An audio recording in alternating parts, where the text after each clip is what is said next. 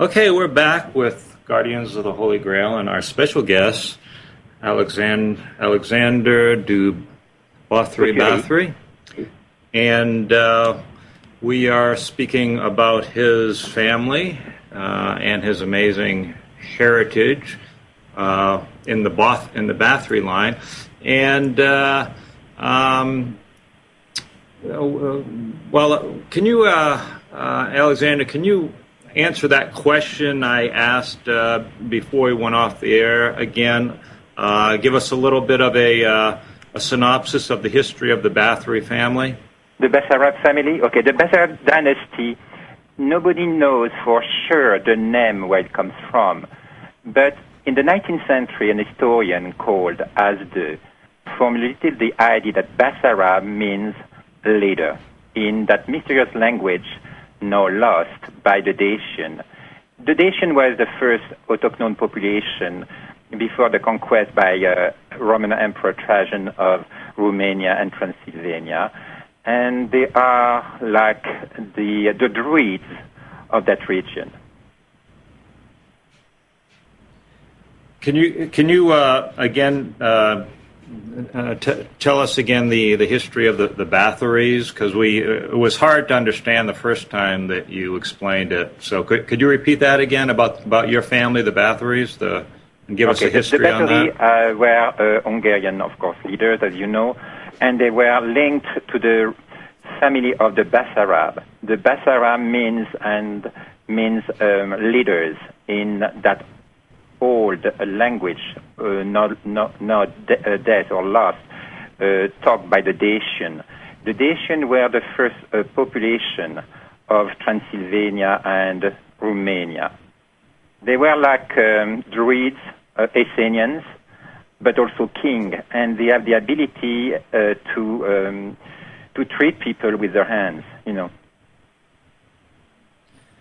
And so you're descended from these Druid original families, yes. Group of people.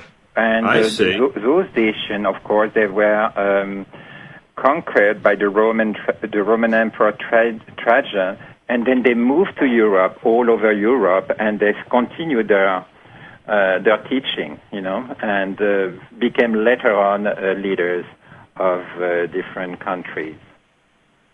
So the Bathorys are associated with the Basarabs, meaning that you have a connection to the family of Dracula, right? Yeah, and Dracula, because the grandmother of Dracula was a Bathory. Okay, all right. So is your family has it stayed pretty connected to the Basarab family throughout the years? Until the end of the 19th century, and then they moved in Europe, beginning of the 20th century, especially in France and Italy. So were the Bathorys and the family was living in Basarabs Russia at the court of the emperor until 1917, just before the revolution that fled to France. Were the Bathorys and the Basarabs, were they part of the Dragon Court at the same time? Yes, exactly. Okay. Well, you're also part of another dragon family on the other side of the family, an Italian noble family from Florence. Can you Yes. speak about that? Yes, they are the Raffaellis, and they were part also of a mysterious order called Fede Santa. Fede Santa was like the Freemasonry of the Templars during the Renaissance, Italian Renaissance, and painters, not Da Vinci, never were part of it. He tried, but he was not accepted. But they were Veronese and Titian, and it's why certain portraits have symbolism regarding that old brotherhood. And so they had some rites and rituals and ceremonies associated with the dragon tradition. The dragon tradition, and also the Templar tradition, because even the Templars took some ritual from them. The initiation of the Templars today has nothing to do with the original one. Right. And the Templars were already formed before that famous date, 1119. It was already people, prince from Sicily, who came to Sydney and found an abbey there, and they started the movement.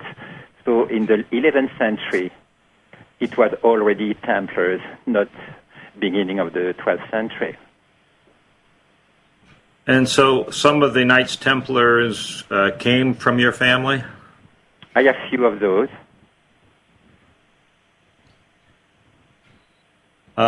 You talked about Florence as being a city of the dragon, and so what did you mean by that? What do you say? Well, when we spoke before, you mentioned Florence. You talked about Florence as being the Florence was always the city of the dragon.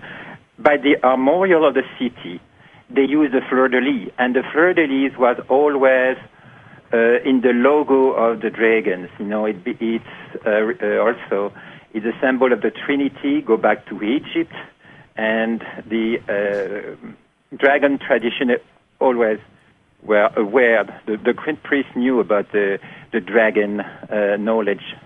So there is a link. When you see a fleur-de-lis, it's not only royal family or royal symbol, but it's also the Trinity. And the Trinity, the number 3, is used by the dragon. And you know the 333, who means knowledge. So the 3 is very important, the triad and the trilogy. So Firenze were always attracting Jacobites. For example, people who were the bloodline of Jesus, like the Stuart family. And they stayed there. Napoleon's family came to Firenze and lived there after Napoleon lost the power. So there is always something very secretive about Firenze. Do you think that there's still some secret things about Florence, maybe some secret orders or some secret documents that are still there? Oh, yes. I know as a fact there is a fantastic family who linked to my family, Prince of Firenze, and they have 5 stories of documents, some dating back for the 8th and 9th century. And during the Second War, President Roosevelt gave the order not to bombard that beautiful palazzo, because he knew, as a Freemason, that there were very important documents there, not to be destroyed. Well, if my memory serves me right, the fleur-de-lis began as a symbol of France through Clovis, I think, of the Merovingians. I think he took that, and he took also the bee from the Egyptian, so it was also, the fleur-de-lis was the lotus, the Egyptian lotus at the beginning, and they changed it because it's very close. If you look at the Egyptian lotus, and you look at the fleur-de-lis, it's very similar. I see. So the fleur-de-lis actually is a version of the Egyptian lotus. Is that what you're saying? Exactly. Okay. Now Clovis and the Merovingians were also descended in the dragon line, right? Exactly. And it's why they used on their tomb, on the burial, certain sign of the dragon, certain crosses with the use of the corban. That it's the old name for that black bird, and the black bird also was used by the dragon because he was the messenger for them, the black dove. Well, we know that the Merovingians had certain abilities and certain powers, and we're finding out that apparently a lot of people that are descended in the dragon line also have acquired these powers and these abilities, including yourself. Yes. You yourself have the ability of psychometry, if I remember right, where you can actually touch something, and then the image or the vision or the knowledge of where this image has been or where it originated will come into your consciousness, right?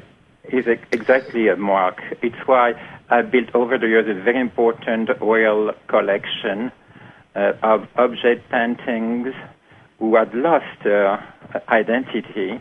But when I went to Sotheby Christie's and when I them, then in touching them, I can visualize who it belonged to. Hello?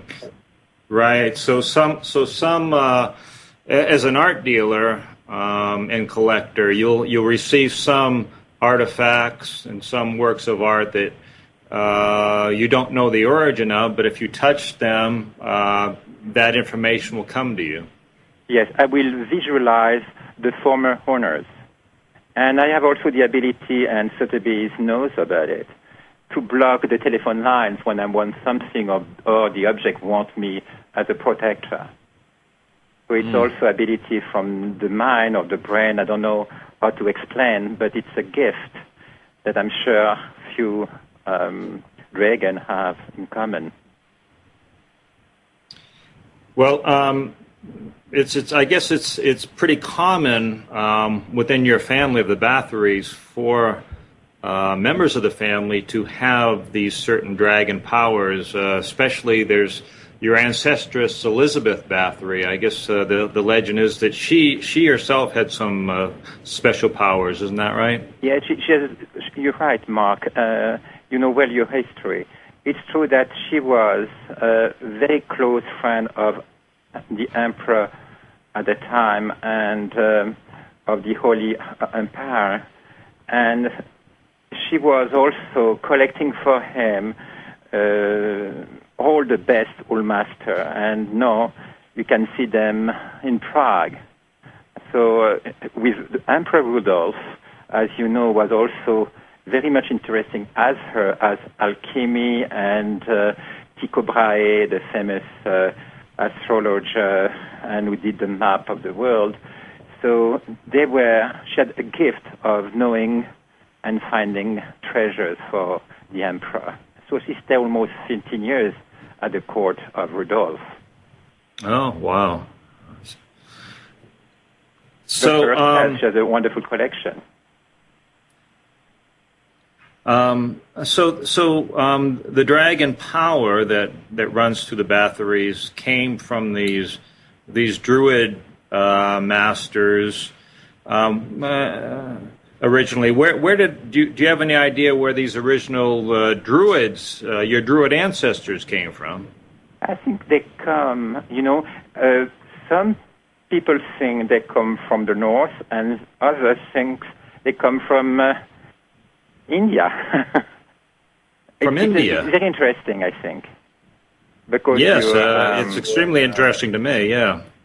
Because I'm sure because you're very familiar to Asia, and there is some similarities between the dragon of the Western Hemisphere and from the East.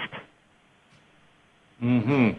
Is there any DNA evidence that would show a link between those druids and India?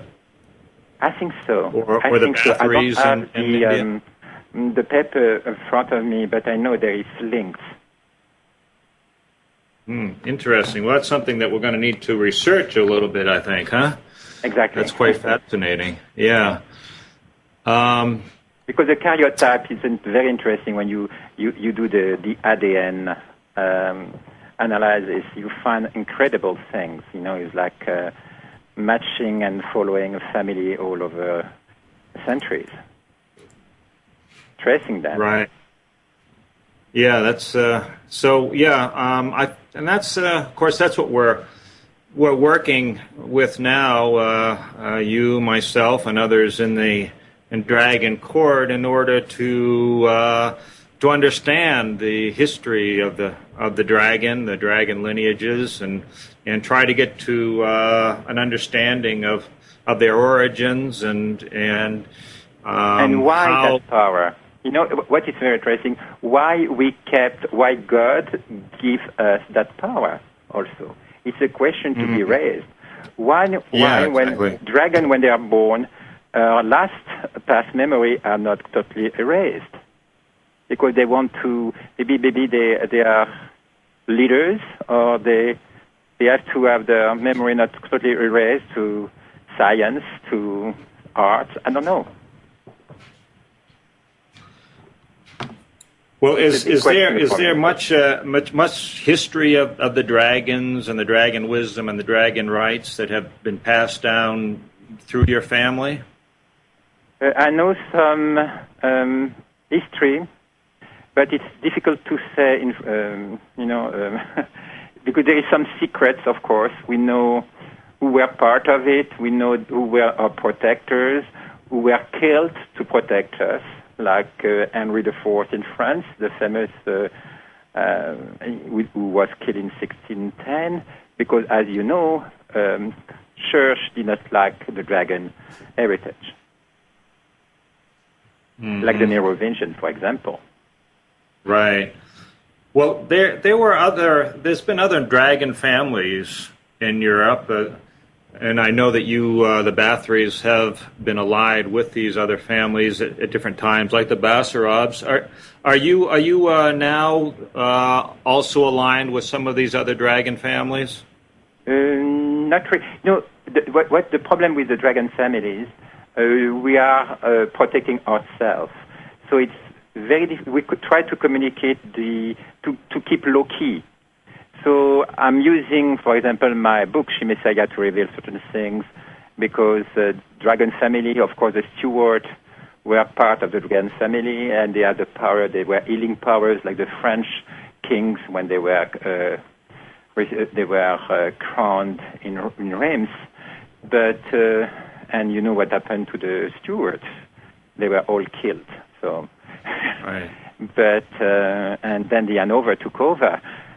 So it's always a battle of power, and the Church, of course, diabolized the dragon, think it's Satan, whatever, but it's not, exactly. Because it's the truth. It's the gnosis, as you know. Right. Well, as we talked about, we're in a different age now, a different time period, and so. We've talked about this, how we believe that this could be the time for the revival of the dragon wisdom, that it becomes much more prominent in the world. Do you think that the members of the other dragon families agree with this, and that they'll come together now to help to spread this wisdom? I think so, and you know you're part of it, and I think all the families are willing to do something different to the world, you know. Some important ones, I don't want to name them, during centuries when there were a problem of the equilibrium, of the destruction of the civilization, they will be there to take the torch. And in 2011, 2012, with maybe a war looming in the Middle East, whatever, there is no time to reflect and time to see a change of priorities to leaders to the world. And I'm sure Dragon can help. Right. Because there is as a member of a dragon family, have you felt yourself at all being threatened by some people in the world? I think so, and people will say bad thing against us or a lie about us. And what is very interesting, because you take, for example, the example of the wife of Napoleon, Josephine, who was dragon blood by Eleanor d'Aquitaine, both sides of the family. Today, all the royal family in Europe are related to her. So in all royal family of Europe, there is dragon blood. Even today, huh? Even today, yes. From Luxembourg to Sweden to Denmark to the Russian family to even Monaco, because one of the ancestors of Albert of Monaco, she was a Beauharnais. She was the cousin of Josephine's. Well, so if we're going to reunite the dragon families, then basically we're reuniting all the royal houses of Europe. Exactly. And they have to be aware and to have to be proud. But you see a lot of dragon in the coat of arms. So you also follow the dragon through the language of the heraldic. Mm-hmm. Well, so do you think that there is a chance that we can start getting many representatives of the various royal families of Europe to come together as part of the the modern dragon court? I think it would be ideal that the movement, the court, have representative part of the original families, or they have related to Josephine, and because she was one of the last dragon empress on the throne of France, and she protected even the memory of the Templars. Mm-hmm. Mm-hmm. Well, I'm going to ask you something a little different now. I'm familiar with that you are also a Knight Templar, and you're a member of an order of Templars related to Lohengrin, the Knight Lohengrin, the Swan Knight. Yes. Can you talk about that particular order of Knights Templar?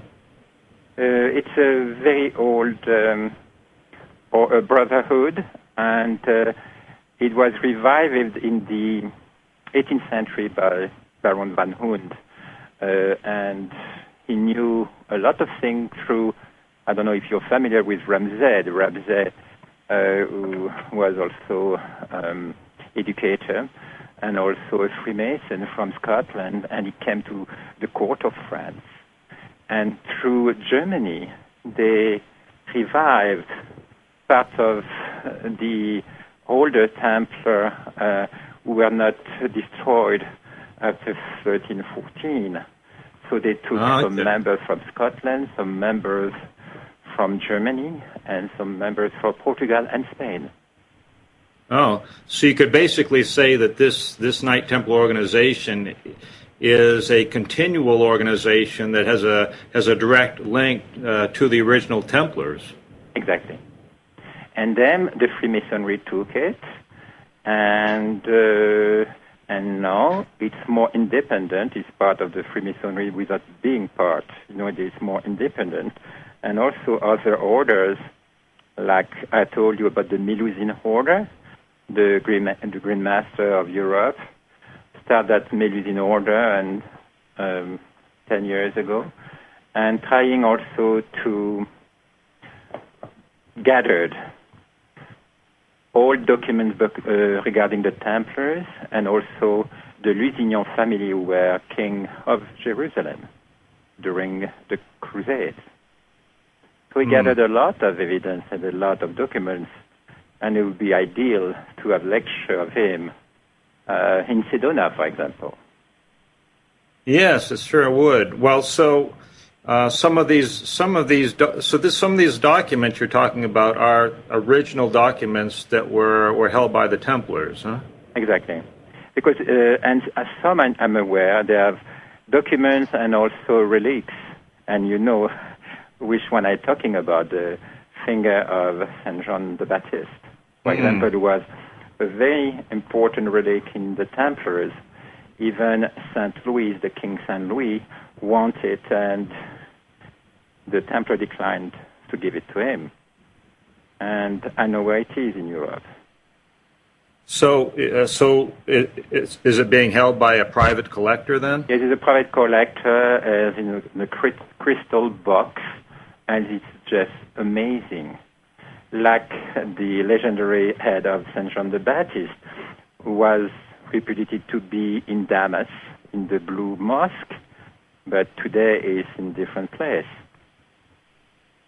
Is that also, do you believe, held by a private collector? Yes, exactly. Wow. Amazing. So it sounds like so many of these incredible artifacts and documents of the original Templars, they weren't destroyed or even hidden. They ended up in the ownership or possession of art collectors. What is amazing, some objects, they don't even know the origin of it. And it's sad because those objects, the history behind it, has to be revealed once for all. But there is guardian, they know where they are.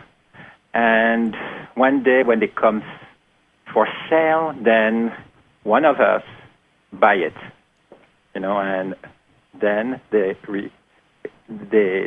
history and the memories come back, and they are protected for life or forever. For example, I got at auction the cross of Joan of Arc, and it's one of the relics that Empress Josephine had for 10 years, and he used to belong to the Templars.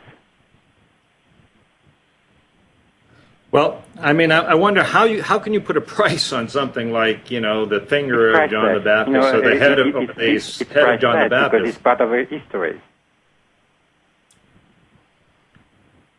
I mean, I wonder. I mean, what would be your asking price if you were to sell the head of John the Baptist? I mean, would it be $10, $20 million or what? It's like this year. I don't know if you knew the news. They discovered the head of Henry IV, the French king. So there is no price to it. So, but it's very interesting. That relic is priceless also. So, it's very powerful, more powerful than the holy shroud. If you may ask me, for me, if you had the head of Saint John the Baptist, it's priceless for the Christian and also the Essenians. It's part of the whole history. So are there many artifacts or documents or works of art that come through your hands that you have done psychometry on, that you have determined that were originally owned by the Templars? Yes. Yeah, exactly. Last year, because I'm traveling extensively for collecting first for a gathered object for a future museum, but also some private ask me, is it true, is it genuine? So I go to their place and I touch the object, I visualize if it's good or not, and together we try to find the provenance. And sometimes I find something incredible objects, relics. And the sad story about it, a lot are not even well stocked, so some are decayed because people did not know what it was. Mm-hmm. Well, I would imagine, too, that some of the artifacts you find, or especially body parts of saints like John the Baptist, when they come to you, they must have incredible power attached to them. I will tell you, for example, even with the cross of Joan of Arc, I was in Lyon, in France, and I entered a boutique, and I didn't know that the woman was... by the way, the boutique, the jeweler the name was Templars. It's amazing, a famous boutique in Lyon. And as I'm entering in that boutique, I asked her if she has something about Joan of Arc. And she looked at me and she started to cry because she knew at the same time that I have the relic in my bag. So it means that I'm not the only one. There is people who have powers to feel because the object kept the energy of the deceased. Especially Joan of Arc. So these artifacts, I mean, they don't come up for public auction. I don't imagine. I suppose that they're kind of secretly you get them through secret dealers. Yes, private dealers or privates, but sometimes they can come on auction, but they are mislabeled. I don't talk about relics because there are few relics sold at Sotheby or Christie. I never saw that. I don't know if they are allowed it, but objects who belong to holy people or to Templars, it happened at Sotheby Christie to come out. Like paintings, for example, I bought a painting who belonged to Elizabeth Bathory 5 years ago. Well, I would imagine that you yourself probably have some pretty powerful power objects in your possession that you own. Yes, I have an important painting who belonged to Rudolph that Elizabeth Bathory bought for him. Is the Last Judgment. He was in the bedroom of the emperor in Prague, and when he died, he went through the whole family, and he lost his identity until 15 years ago when I bought it, and then he was displayed at Milwaukee Museum as a new discovery, art discovery to the world. But I knew, touching the object, I knew it was from him. So I have a lot of objects like that, but I will, one day, the public will enjoy it through a foundation or a museum. Are there any objects that you have acquired that have special powers that you use to do special spiritual work with? The cross of Joan of Arc, for example, is very powerful, and I'm wearing that when someone, because when I feel someone won't harm me, I wear the cross on me, and I can detect through that cross the wrong people. So that, I can only imagine that must truly have amazing energy attached to it. Yes, and what, for example, I wear it 5 years ago in Assisi. I was visiting St. Francis of Assisi because I was at that time writing an essay about St. Francis of Assisi and Joan of Arc, and I discovered that there were blood relationship between the two saints through the mother. And I was wearing the cross, and suddenly I saw 3 archbishops and 1 cardinal coming to me and kiss my hands. I couldn't believe it, but they saw the cross on me, and they knew. So that object has power to attract people who are spiritual to each other. Well, have you come across any artifacts that were specifically owned by any of the dragon families that contain a lot of power? That icon. I have a very important icon. I told you about that Elizabeth Bathory had, and it was before her time. It was an icon belonged to the Hungarian king, and it saved, the Madonna saved the country because the Madonna on the icon started to cry. And I have that icon. And it's a wonderful piece of art. And I cherish it because during the Second War, it was supposed to say it was destroyed, but my father kept it away. And the Nazi was occupying the home of my father, did not discover it. But they knew it was there. Oh, wow. He was almost killed not to reveal where it was. Because as you know, Hitler was very interesting to powers.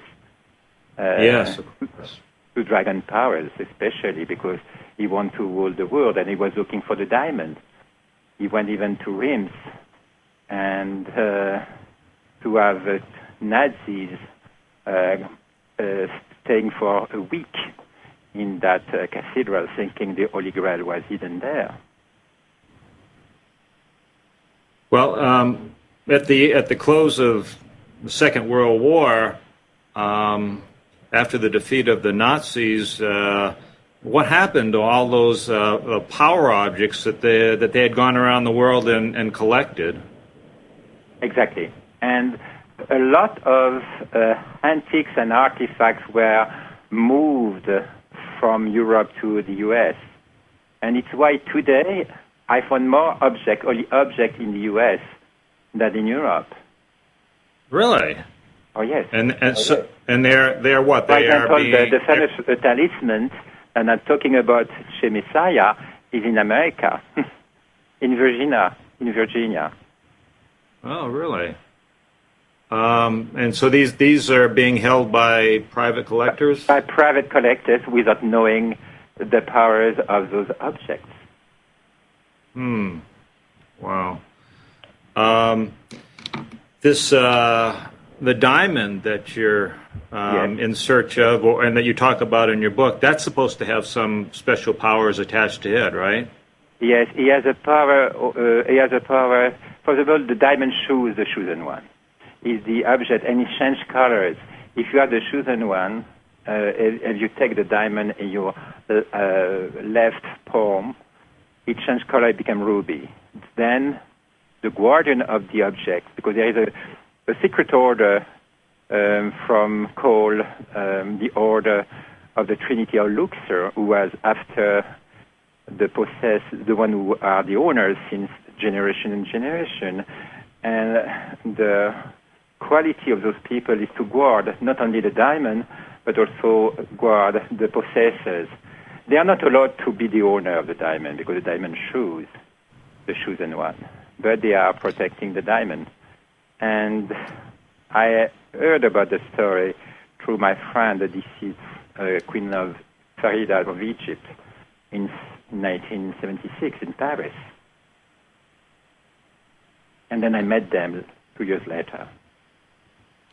Well, so the person that is chosen by the diamond, do they then receive powers from the diamond? He can become like they said, he can become the leader of the world, meaning not bringing peace and bringing peace especially, and also be invincible. He got the immortality, but you have to have certain specifics to be allowed to become the chosen one. There is some conditions attached too. Well, so the person that owns the diamond today, shouldn't he or she have some special powers then? None. No. Because he was not chosen by the diamond. Unfortunately, you will read in the book, in the novel, the one who killed Madame du Barry, a certain Mr. Grieve, stole the diamond from her, and then came in America because he was a friend of Jefferson. So he came in America. In 1807, he was killed by the agent of Napoleon I because Napoleon wanted his head. He was in Belgium at the time, and he was killed. But the diamond stay in the family to this day. So then you do know where it is, huh? I know. I make my investigation. I see. But you can have the diamond, but if you're not the chosen one, you will not get this power. So have you seen the diamond? What is interesting is the diamond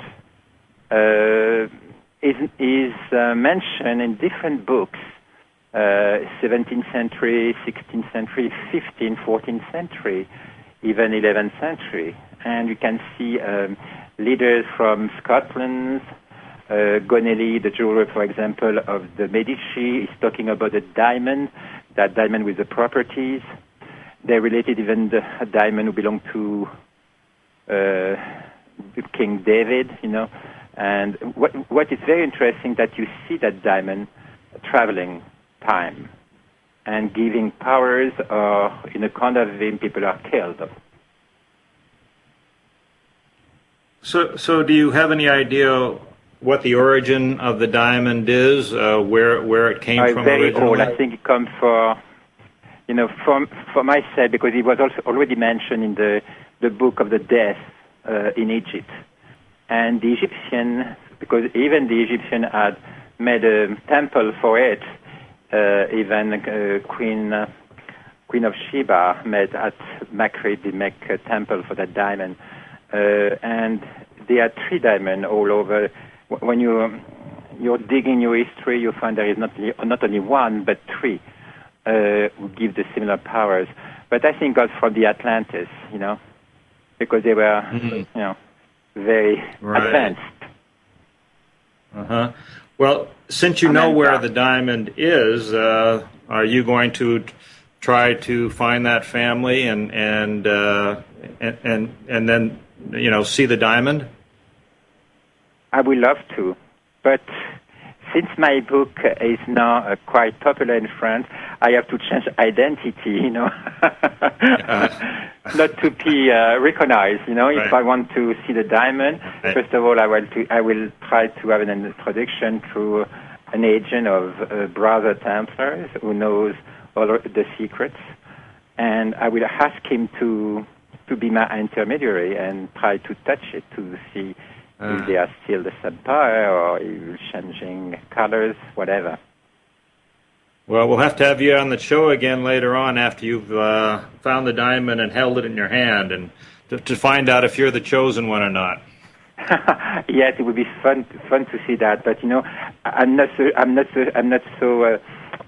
sure I'm the chosen one. The only thing I was chosen was to write that story about it. When you're born with a gift and sometimes a mission, and my mission was to write She Messiah. And then people will continue, or Brother will continue the mission. Obviously you've been searching for this diamond for quite some time. Is there any other jewel or artifact that you're also searching for now? I'm searching for some artifacts that belong to the Stewart family, because, as you know, a lot of jewelry from the Stewart family were hidden in Scotland and even in Ireland, they said. And one particular is very important. Of course, we found not everything. We found only 2 or 3 things, but there were a belt with a diamond, powerful diamond, and it's still missing. Mm-hmm. Well, when you find this, if you find this belt and this diamond, are you going to then buy it for yourself, or are you going to give it to a museum, or what are you going to do with it? I'm thinking, because I'm not eternal, I'm not the chosen one, so I'm thinking to do a museum, and I think in 10 years from now I will catalog everything, and because there is always story behind object, and when you're dead, the story once again is lost. So I will do a video, I will collect all my data about each object and do a museum about my royal objects, because I have objects that belong to Louis XV, Louis XIV, all the French kings, and also things from Egypt. It's a very eclectic collection, but the main link is royal lineage, or part of the history of the world.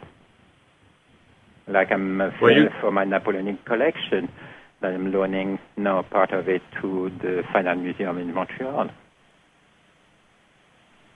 Well, you're going to let me know when the head of John the Baptist comes up for sale, right? I know you will join it yourself. And for me also, I will be fascinated to even to touch it with reverence. It's for me, it will be a great moment in my life. I know where the fingers is, but the finger is something, but the head is something else.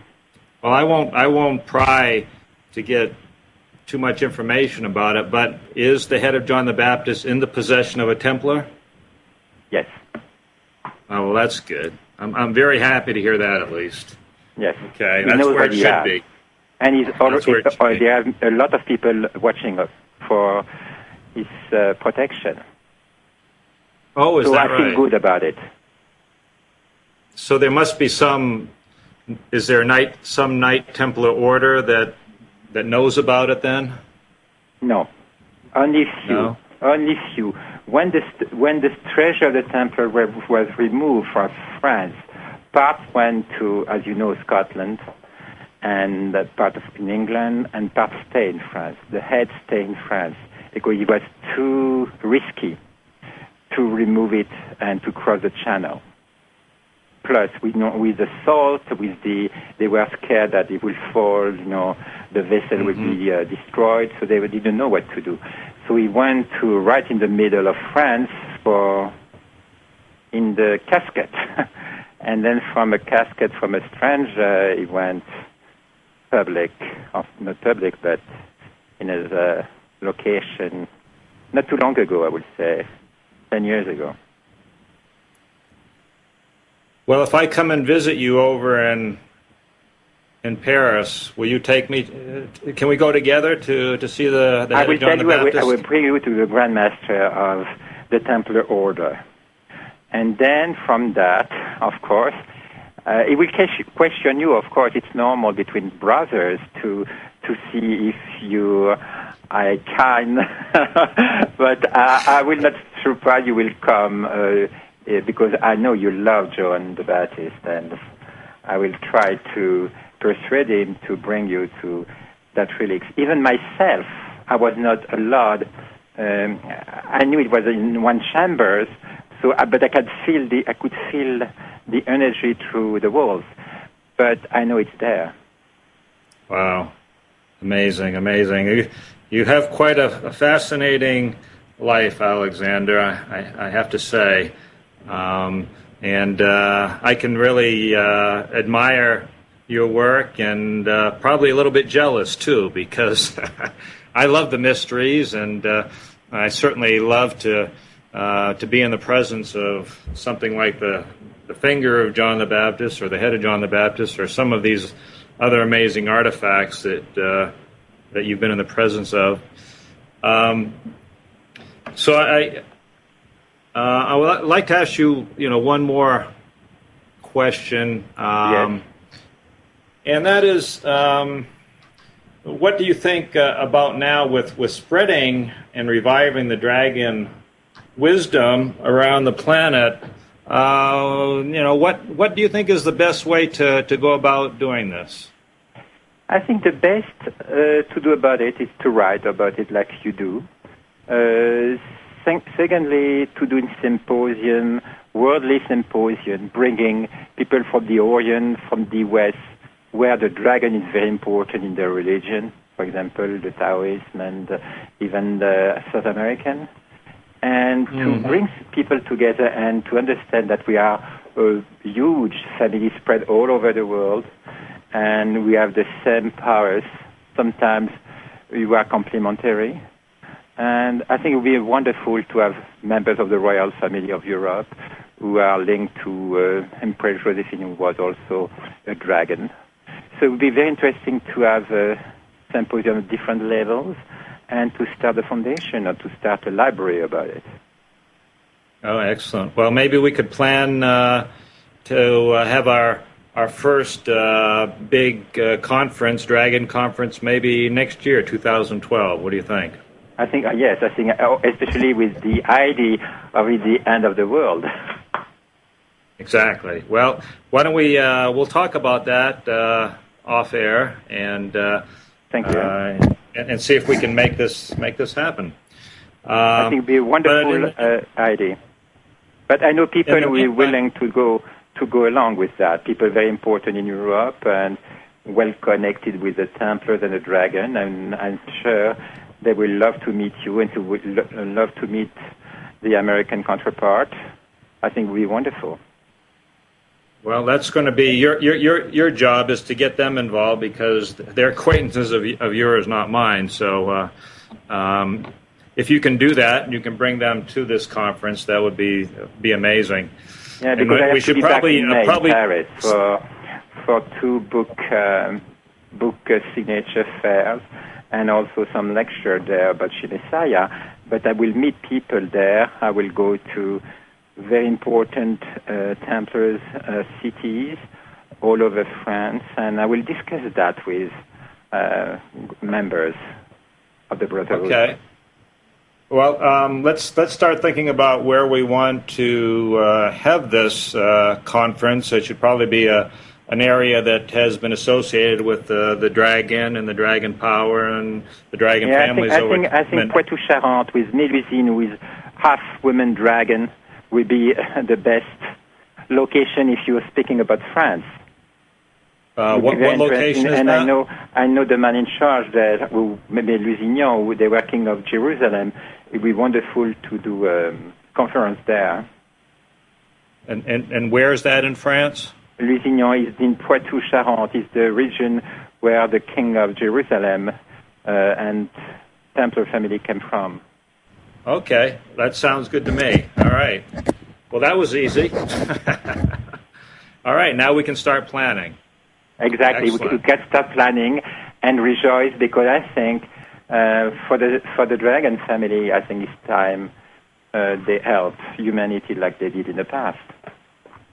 Exactly. Especially now as they're moving into the new Gnostic civilization, where Gnosis will be, I believe, the main spiritual tradition on the planet, and the cultivation of the dragon force and the dragon wisdom will be. It's the primal religion. It's the original, the primal religion, and this is what's going to be revived in the new era. This is what I believe. So it's time. It's amazing, Mark. It's today. China is almost the economic leader in the world, and they have the dragon as an emblem. Yes, exactly. So it's happening. Means something. The dragon is back in power. The dragon is definitely not the eagle, but the dragon. And so, what's so wonderful is now the dragon family is being reunited, and we're meeting our old dragon brothers and sisters, like I'm meeting you, and it really is a wonderful time. Exactly, it's a wonderful time, and I'm sure we have bloodline-related links, because we have the same vision and we have the same understanding about the dragon culture. Oh, no doubt. And I'm certainly looking forward to your visit to Sedona, my dragon home here in the near future. Thank you so much. I know that location is very powerful. Yeah, it certainly is. Well, you'll know it firsthand when you come visit. So, thank you, Mark. Once again, thank you for being on this show, Alexander. You're an amazing person with an amazing amount of knowledge and experiences. And I want to mention again your book, She Messiah, which sounds like an amazing book. And you can see on Amazon.fr. So you can see on the internet. You will see the book. Okay. Well, and it'll be out in English in this fall, right? Yeah, and Spanish too, both languages. Okay. Well, I'm definitely looking forward to that. So, Alexander, once again, thank you so much for being here and sharing your dragon wisdom with us today. Have a wonderful day, and for your auditors, thank you. Thank you, Alexander.